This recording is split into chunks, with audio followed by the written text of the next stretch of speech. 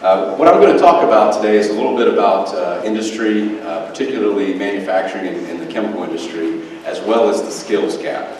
And I know that here in this room we've got a number of unbelievable, talented professionals and experience that can help solve these issues. So first I wanted to update you on the chemical sector, particularly in the United States.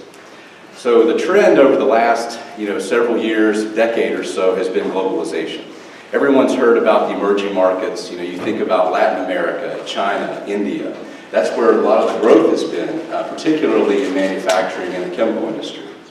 Well, I will say that a significant shift has occurred and is still occurring, mainly due to a technology breakthrough, which allows us now to extract shale gas. So when you think about the chemical industry in particular, our advantages are two things: innovation and really low-cost raw materials. Those are really our advantages. And so when you look at the United States in particular, we're really becoming a re-emerging market.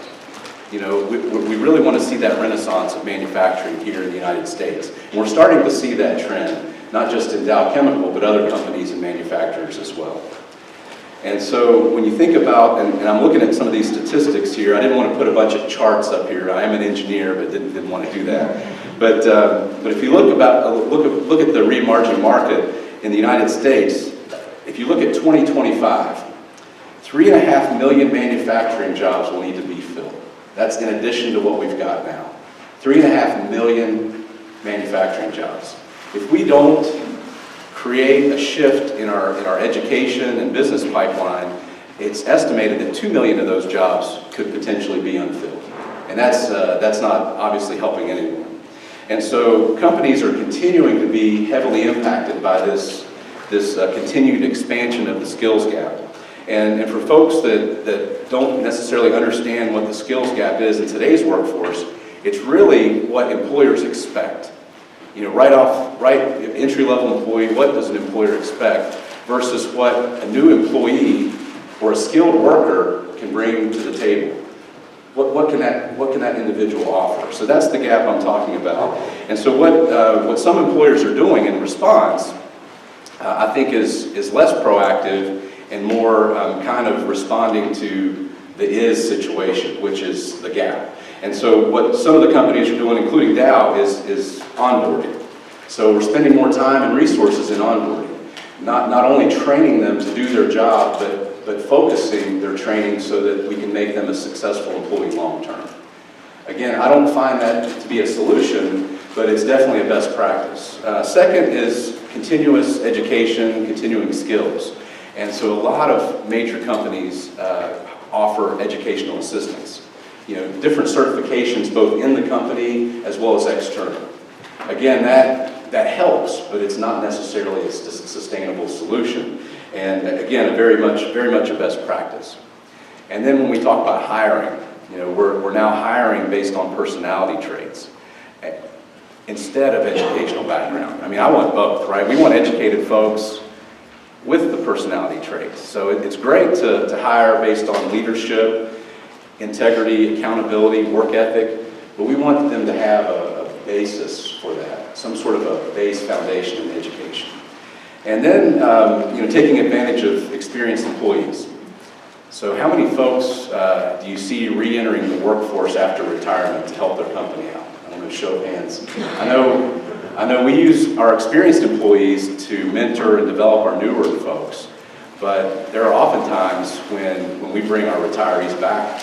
They may be retired a year or two, some of them 5 years, and quite frankly, they have that expertise that we're lacking. And so we'll bring them back and allow them to help train and teach some of our new folks. So again, those things are great solutions to kind of help bridge the gap, but it doesn't really bridge the gap fully. And I'll kind of talk a little bit about my own personal experience. So I went to South Charleston High School, so I'm a local individual. I started in Cedar, Texas. It's the only place I could find a job at the time. And one of the things that really got me focused in the direction of engineering, a couple of things. One was a very special math teacher at South Charleston High School. And the other was was an engineer that came and talked to us in the classroom. And to be quite honest, before they actually introduced me to engineering, the first thought I had was I was good in math, good at math, good at science. So folks said, you need to go into engineering. And I thought, man, I don't want to drive a train the rest of my life. So I really didn't know what an engineer did. And, I was thinking it might be the guy with the hat driving the train. And so for me, it was an awareness. Really, what does an engineer do on a daily basis? And I'm firmly convinced that I would not have attended engineering school had it not been for a couple of those folks coming into the classroom and my math teacher explaining what an engineer actually does. And that really excited me. And so when I think about our solutions, we've got to get an investment early in our children. And so I believe that industry in general has to be proactive. We must be proactive and really address the root cause of the issue. And that's really partnering and supporting with our youth in their career, their educational choices, giving our teachers the tools as well. And I'm not talking about funding. It's very easy for large businesses to write checks. I really want to make sure that we're collaborating and we're forming a partnership. And, I'm very proud to say that, I work for the Dow Chemical Company, and one of the things we do here locally, just in our West Virginia location, we have about 100 of our employees that go out every year and volunteer in the schools. And we have a total of about 400 hours of volunteer time that we track that are all those hours are dedicated to STEM, science, technology, engineering, and math. And particularly, K through 12, you may have heard of You Be the Chemist. That's one of the things that we participate in. And I know Toyota, Appalachian Power, a lot of these other companies participate in these as well. We talked earlier before this discussion about STEMmersion.